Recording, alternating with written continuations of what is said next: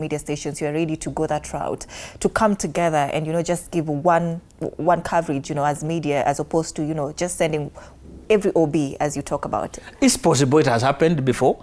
During, for example, the presidential inauguration, all media houses, they only allowed in one media house, which then gave feeds. It has happened many times before that we don't need, right now with over 100 TVs in Kenya, even the numbers, so there are those critical things, like the presidential debates, for example, candidate debates, which were happening at Catholic University, and we just need one camera, but which we have seen it with football. I mean, KBC or Cable Media can get a link. We get links from BBC and broadcast here, Premier Leagues and what. So it is possible. It's just the mindset. That media, for a long time, people do not look at it as a business that sometimes need to save and invest where the resources are critical. That we still think, because like a presidential inauguration or a presidential speech or the national prayers, once one media house is there with a link and gives the other one, what is impossible? It's just a link. Then you will pick, whichever media house will pick the angle they want, but the link is one.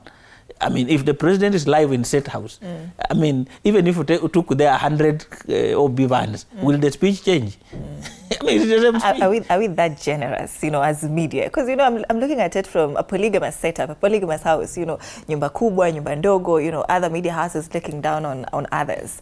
But are we all ready for this conversation as media? That's what I'm telling you, it has happened before. It's not that it has never happened. During the presidential, when the President Donald Kasaran 4 years ago, they only allowed in multi-choice and they gave a link to others. They did not allow all. Did it happen? It happened. Media Council is the one who is coordinating.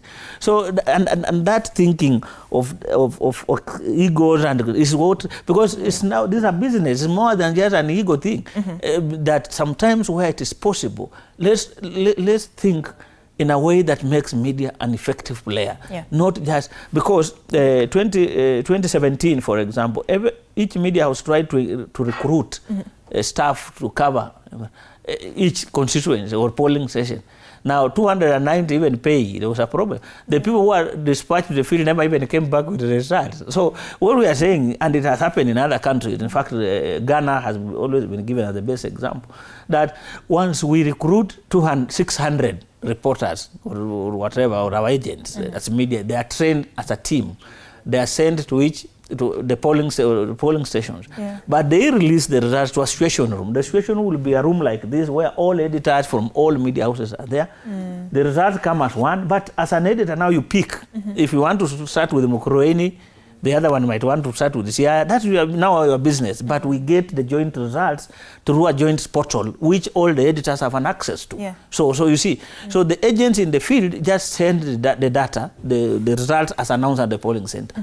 They are sent to the media situation room, a central control room where all the editors are there and they are representative.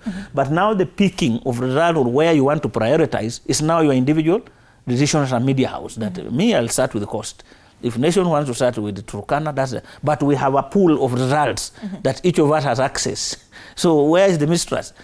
Most of you went to the same school. The fact that you work for Cape Media doesn't mean your colleague doesn't work in Royal Media. So where is this mistrust? We drink in one place, we walk. So what is the mistrust about? If it's just joint, if it can make us more effective, why should we mistrust ourselves?